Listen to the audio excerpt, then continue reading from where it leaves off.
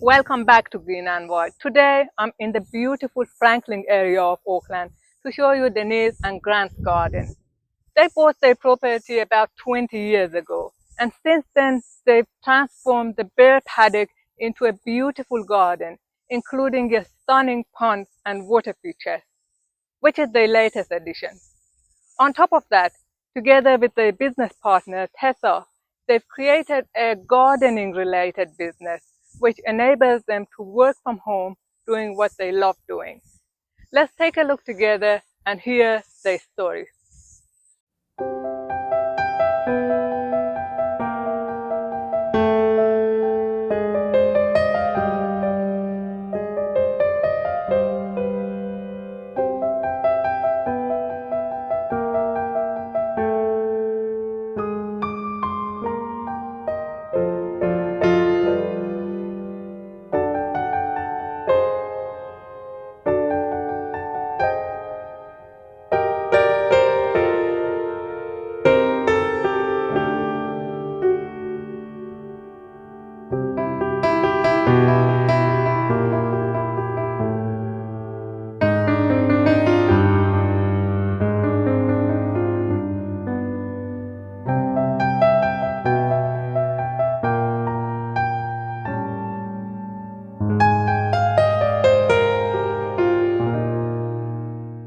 Hi, we're Denise and Grant. Welcome to our property.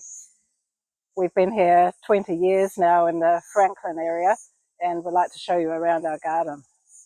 As Denise said, we've been here for a while, and the first builders of this property basically built hay right up to the front door, and then mercifully the next buyer created a driveway and a well and planted some trees in a great position, and we've been watching those grow, and we've been developing the property ever since, trying to cope with the scale of it because it's a lifestyle block, and it's evolved into a passion now for rare and exotic plants that Denise and her partner Tess have got into creating. So I'd like to show you some of those. We started this pond development 15 months ago now. Originally it was a pond with a tiled edge around it, but then grandchildren came along and we decided we needed something a little bit safer for them. So we've got the 3-stage pond now for the safety standard, where it's got the shallower water and the boulder barrier around it, and followed by the plants and then the ground covers that we're still working on. So it's sort of always an ongoing development, I guess, but we're pleased with how it's turned out, and it's been a really big learning as to what grows best amongst the rocks and that, and that's where we found the Adeniums have been really good too, because they're enjoying basking in the hot sun and all the heat coming off the rocks, so they're enjoying that environment as well. We've been working together with the plants for about 10 years now, and it's something that we're both very passionate about, and with our experience that we gained through the NZQA courses that were hosted by the government, we became confident enough to start our own business, and so far we've enjoyed it very much and it's doing reasonably well, and we've learned a lot about Frangipani and Adenium. And as you can see from the pond here, the Adenium grow beautifully beside a pond around rocks where it's warm and sunny, and some Frangipani over at the back, and they enjoy the same environment. So we really enjoy that tropical situation for growing plants, and that's what Glass Temple is about, really. On our property we grow Frangipani and Adeniums. This is a seedling nursery that I'll take you into now. It's where we grow Frangipani from seed, so we've got yearlings, 2-year-olds, right up to 4-year-olds in this area. So come with me and we'll go on a tour. Welcome to the inner workings of Glass Temple. This is where we grow our Frangipani from seed. Behind us here we have the 1-litre Frangipanis, which are in their first year of development. Over on the table here we have the second year of development. These are 2 going on 3 years of age, where they've started to develop a trunk to them. And then the ones over here in 4.7 litre pots are 3 years old. So in this area, it's nicely undercover, where it's nice and warm for them. They get watered every day. And when they get older, then they get put outside into a different area where they're exposed to more wind, which they need, and lots of sunshine. And I'll show you those areas in a minute. So these are our 1-year-old seedlings. We import all of our seeds from a top grower in Thailand, and we raise all the seeds on heat pads through September, October, November. And then we pot them up from community trays into these 1 litre pots and grow them on. As you can see, they're nice and strong. These are about 5 months old now. So these are some of the grades of our Frangipani available through King's Plant Barn outlets throughout Auckland, and some Palmer's outlets and Mitre 10. We can also be contacted online through Glass Temple and through our Instagram and Facebook. And we have 2 growing sites, so both in the Franklin area. So everything you see here we have set up again in another site, but I'll take you outside now and show you some of the bigger grades. These seed-grown plants have been growing up successively through the years. This is probably about 5 or 6 years old now, but every year it's put into a new larger pot of twice the grade. So from 1 litres into 2 litres, and the 4.7s that we saw in the previous area, and up to the 50 litre tubs that we have here. So these all have large root balls, and they're all New Zealand grown for New Zealand conditions. The ones down here are all cuttings off our own stock now, because we've been growing them for 10 years. So we've got quite a few of our own cuttings now available. So this is one of our Adenium greenhouses. This is a 1-year-old little seedling. Our Adeniums, like our Frangipani, are all grown from seed, from imported seed stock. So these little ones start off in seed trays. We start them off on heat pads through spring again, like the Frangipani. And then they go through different stages of growing, where they show you a sort of interim size, which is 2 to 3 years old.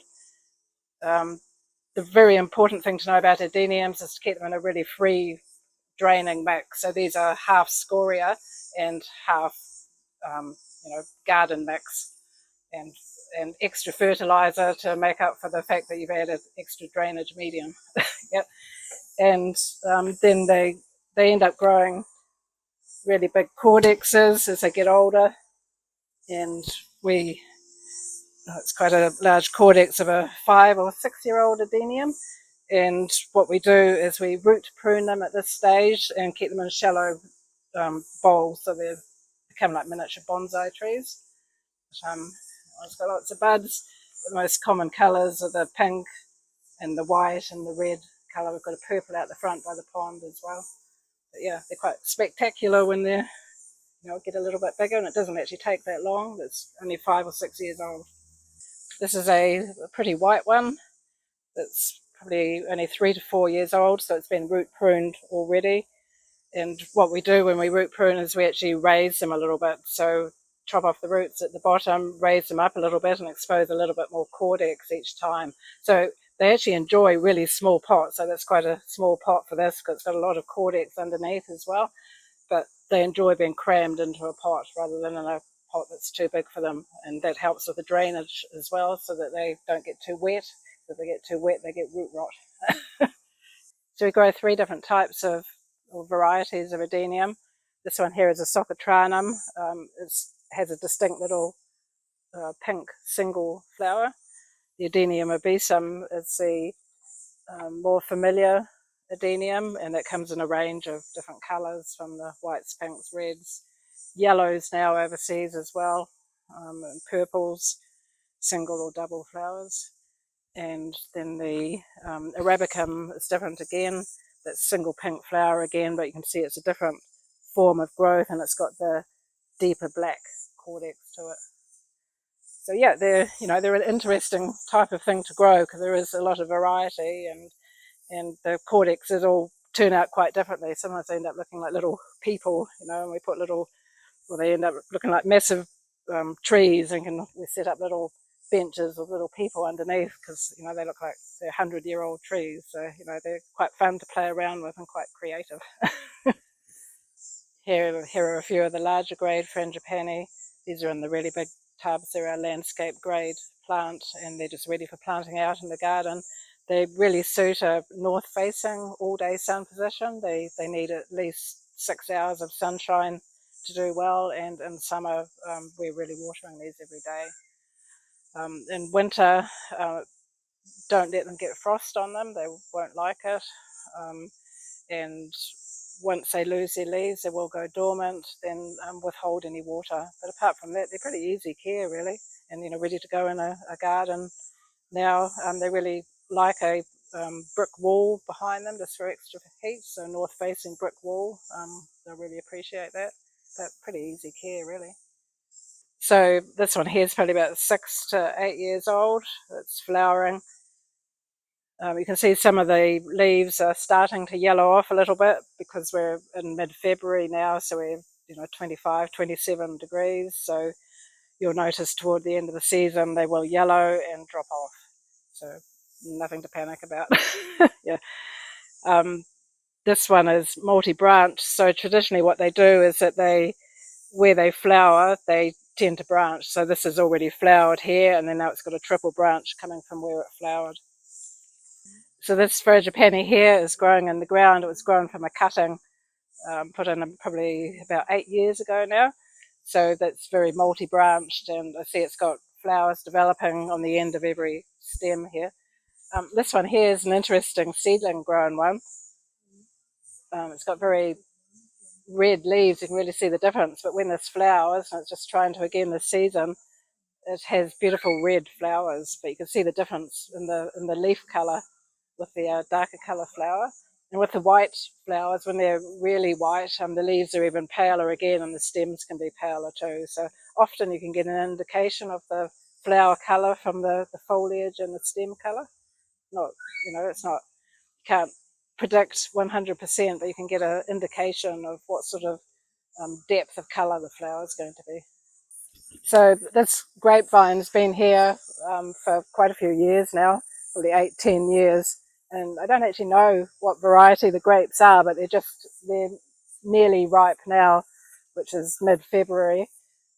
And they're a beautiful golden green colour, but we've planted those with the Albanese surprise with the purple. So we find that the birds tend to eat the Albanese surprise and think that the green ones aren't ripe and tend to leave those, which works out really well. And the pergola here was extended when we did the pool development. They extended the pergola, and we just extended the grapevine over. But yeah, it's just an amazing grapevine, this one with a copious supply. And if anybody knows what variety they are, I'd love to know. But you can walk right through under here and into the shade. And we set up fairy lights in here for the grandchildren at Christmas time, so it's sort of like a fairy wonderland through here with seating in the shade. But it's a good supply of grapes this season. You can see a lot of them at the top there and through the back, so I just need to trim some more of the leaves to let the sunlight get through to the grapes to ripen them up. But not long now, probably only another week or two, and we'll have an abundance of beautiful grapes. So we're sitting in our favourite spot here under the Magnolia grandiflora. These were already planted in the ground when we arrived here 20 years ago, but they were just sticks when we arrived. So these are now 25 or so years old, but yeah, just magnificent shade trees now. So this is our favourite spot now. This development's been done. I don't think it's ever done, because we've got plans for more planting and more plants and more areas. But I've always talked about this pond as being the thinking pond. Denise refers to it as the drinking pond, but both works for us. And all I can say is when we did this, I thought I had all the buyer's remorse that you'd have when you put a lot of money and a lot of effort into something, but now I think it's one of the best things we've ever done. It's a little spot of tranquility. that we come to. It's the sound of the rushing water, it's watching the fish, and it's become just a really good micro pause in your day. So we try and have a cup of coffee in the morning, feed the fish about 10 o'clock, and we go back to our busy working lives. And by 5:30 we're just counting down to get out here and have a glass of wine and talk and reflect on the day. And it's probably been the most relaxing area. But yes, all I can say is I get it why people put in water features now and listen to the water. I get it, what an ecosystem it becomes. And I was not a keen gardener. Denise will say that every time I had to dig in the earth, I went kicking and screaming because I don't like digging in the earth. But I've come to enjoy it now, and I've certainly dug a very big hole now, and helped put a lot of plants into the other holes around it. But don't underestimate the power of having a wonderful place to retreat from your life to. It doesn't matter how big or how small the area is. It's just having somewhere that you can hear the rushing of the water, or you can enjoy the plants. It's just not to be underestimated what a huge stress release having a beautiful garden can be.